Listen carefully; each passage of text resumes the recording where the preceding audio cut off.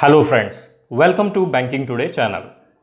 Finance minister Nirmala Sitharaman के द्वारा 9 सितंबर 2020 को डोर स्टेप बैंकिंग सर्विस यानी बैंकिंग सेवाओं का घर पहुंच सेवा लॉन्च किया गया है, जिसके तहत 12 नेशनलाइज्ड बैंक्स के ग्राहकों को सर्विस दिया जाएगा। यह initiative ease of banking reforms के तहत लॉन्च किया गया है, जिससे हैसल फ्री और बैंकिंग सर्विस को आसान बनाने के उद्देश्य से बनाया गया है और इसे नाम दिया गया है डोर स्टेप बैंकिंग सर्विसेज अ पीएसबी अलायंस इनिशिएटिव। तो आज हम बात करेंगे कि डीएसबी सर्विस के लिए क्या क्या आवश्यक है, कौन कौन से ग्राहक इसके लिए एलिजिबल हैं, यह सर्विस कैसे दिया जाएगा और इस सर्विस के लिए कस्टमर को कैसे एक्टिवेट करना है, इन सब के बारे में डिटेल से। तो वीडियो को लास्ट तक जरूर देखें, क्योंकि यह बैंकर्स और कस्टमर्स दोनों के लिए बहुत इंपॉर्टेंट है। और यदि आपने इस चैनल को सब्सक्राइब नहीं किया है तो अभी सब्सक्राइब कर लें। तो चलिए शुरू करते हैं कि डोर स्टेप बैंकिंग में क्या क्या आवश्यक है। डीएसबी सर्विस लेने के लिए कस्टमर का अकाउंट केवाईसी कॉम्प्लाइड होना चाहिए, उनका एड्रेस प्रूफ प्रॉपर अपडेटेड होना चाहिए और मोबाइल नंबर अपडेटेड होना आवश्यक है। और यदि किसी कस्टमर को ईमेल के माध्यम से नोटिफिकेशन चाहिए तो अपना ईमेल आईडी भी अपडेट कराना आवश्यक होगा। इसके तहत ग्राहकों को 12 तरह के फ्रीक्वेंट ट्रांजैक्शन वाले सर्विस का घर पहुंच सेवा मिलेगा। यह 12 कौन कौन से सर्विसेज हैं इसे आगे बताया जाएगा। इसमें आप अपने घर से ही अपना रिक्वायरमेंट का ऑर्डर या लॉन्च कर सकते हैं और उसे ट्रैक भी कर सकते हैं, ठीक वैसे ही जैसे अमेजॉन या फ्लिपकार्ट में आप कुछ ऑर्डर करते हैं और उसे ट्रैक करते हैं। यह 1 पॉइंट एक्सेस सिस्टम से काम करेगा, अर्थात यदि आपका अकाउंट 3 से 4 बैंकों में भी है तब भी आपको डीएसबी सर्विस के अंतर्गत एक ही सर्विस पॉइंट से एक्सेस कर सकते हैं। सभी बैंकों के लिए अलग अलग एप्लीकेशन या वेबसाइट में जाने या फिर कस्टमर केयर नंबर की आवश्यकता नहीं होगी। और यह सर्विस आपके ऑर्डर करने के 3 घंटे के अंदर मिल जाएगा। और यदि आपने 3 बजे के बाद ऑर्डर किया है तो नेक्स्ट वर्किंग डे को यानी 1 बजे तक आपको डिलीवरी मिल जाएगा, अर्थात टर्न अराउंड टाइम T+1 पर काम करेगा। अब बात करते हैं कि इस सर्विस का फायदा किसे मिलेगा, मतलब टारगेट कस्टमर्स कौन कौन हैं। वैसे अभी तक बैंकों के द्वारा यह सर्विस कुछ चुनिंदा शाखाओं के द्वारा सीनियर सिटीजन्स जिनका उम्र 70 वर्ष से अधिक है और फिजिकली चैलेंज्ड लोगों को प्रोवाइड किया जा रहा है।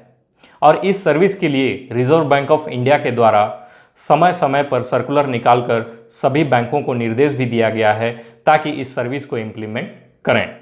और अब गवर्नमेंट इसे स्केल अप करके लगभग सभी टाइप के कस्टमर को यह सर्विस प्रोवाइड करने के लिए इस इनिशिएटिव को लॉन्च किया है, जिसमें प्रमुखतः सीनियर सिटीजन, डिफेंस के एम्प्लॉयज़, सीआरपीएफ, विडोज, दिव्यांग individuals, students, salaried employees, corporate clients, retail shopkeepers और स्ट्रीट वेंडर्स हैं।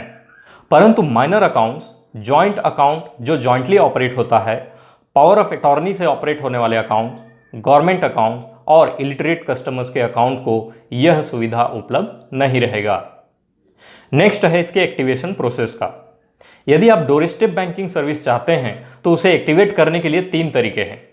पहला, टोल फ्री नंबर पर कॉल करके, यहां टोल फ्री नंबर दिया हुआ है, उसे नोट कर सकते हैं। दूसरा है मोबाइल एप्लीकेशन इंस्टॉल करके।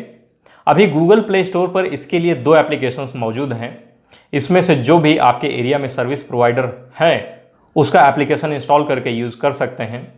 ध्यान रहे, इसके अलावा किसी और एप्लीकेशन को इंस्टॉल कर यूज़ मत कर लेना, नहीं तो आप फ्रॉड के भी शिकार हो सकते हैं, क्योंकि प्ले स्टोर में ऐसे ही मिलता जुलता कई सारे एप्लीकेशंस दिख रहा है।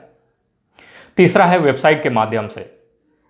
इसके लिए एक एक्सक्लूसिव वेबसाइट बनाया गया है psbdsb.in।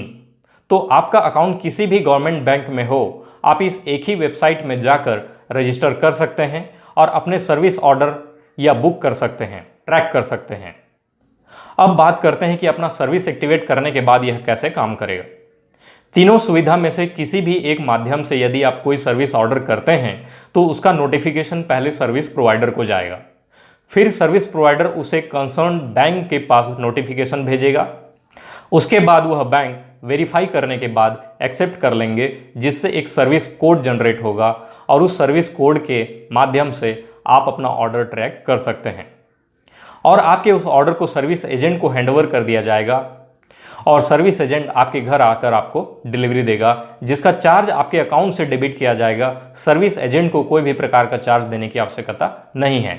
आपके इस ऑर्डर के प्रोग्रेस का नोटिफिकेशन आपको SMS, ईमेल या एप्लीकेशन में अपडेट या फिर वेबसाइट में अपडेट के माध्यम से मिलता रहेगा और यह 11 रीजनल भाषाओं में उपलब्ध रहेगा। अब आते हैं कि कौन कौन से 12 सर्विसेज दिए जाएंगे। फाइनेंशियल ट्रांजैक्शंस के अंतर्गत 2 सर्विसेज हैं, कैश डिपॉजिट और विड्रॉल का। यह फैसिलिटी अभी अवेलेबल नहीं है, इसे अक्टूबर महीने से स्टार्ट होना बताया गया है। और नॉन फाइनेंशियल ट्रांजैक्शंस के 10 सर्विसेज हैं, जिसमें चेक, DD या पे ऑर्डर कलेक्ट करना, चेकबुक एप्लीकेशन कलेक्ट करना, 15G-H फॉर्म कलेक्ट करना, इनकम टैक्स या GST चालान कलेक्ट करना, standing instructions request form collect करना, अकाउंट स्टेटमेंट डिलीवरी देना, नॉन पर्सनलाइज्ड चेकबुक, DD पे ऑर्डर डिलीवरी देना, प्रीपेड इंस्ट्रूमेंट्स या गिफ्ट कार्ड डिलीवरी देना, TDS सर्टिफिकेट या फॉर्म 16 सर्टिफिकेट देना, टर्म डिपॉजिट रिसीट या एक्नॉलेजमेंट का डिलीवरी देना। एक इंपॉर्टेंट बात बता दूं, यह सर्विस प्रोवाइड करने के लिए गवर्नमेंट द्वारा यूको बैंक को एक एंकर बैंक बनाया गया है और 2 private companies, Atyadhi technologies private limited और Integra micro systems private limited के साथ टाई अप किया गया है। इन 2 कंपनी के सर्विस एजेंट आपको घर पहुंच सेवा देंगे, जिनका एक ड्रेस कोड होगा और ID कार्ड भी इनको इन कंपनीज के द्वारा दिया जाएगा। और जो एजेंट आपके घर आ रहा है उसका डिटेल और फोटो आपके एप्लीकेशन में या फिर वेबसाइट में आप देख सकते हैं वेरिफिकेशन के लिए। यह सर्विस अभी इंडिया के 100 सेंटर्स में संचालित किया जाएगा। इन सेंटर्स का नाम वीडियो को पॉज करके आप पढ़ सकते हैं और इस सर्विसेज से रिलेटेड कोई भी कंप्लेंट या डिस्प्यूट को रिजॉल्व आपके कंसर्न बैंक के द्वारा किया जाएगा। लास्ट में कुछ बातें हैं जो गवर्नमेंट के द्वारा या उनके वेबसाइट में अभी नहीं बताया गया है, उसे भी हाईलाइट कर दे रहा हूं।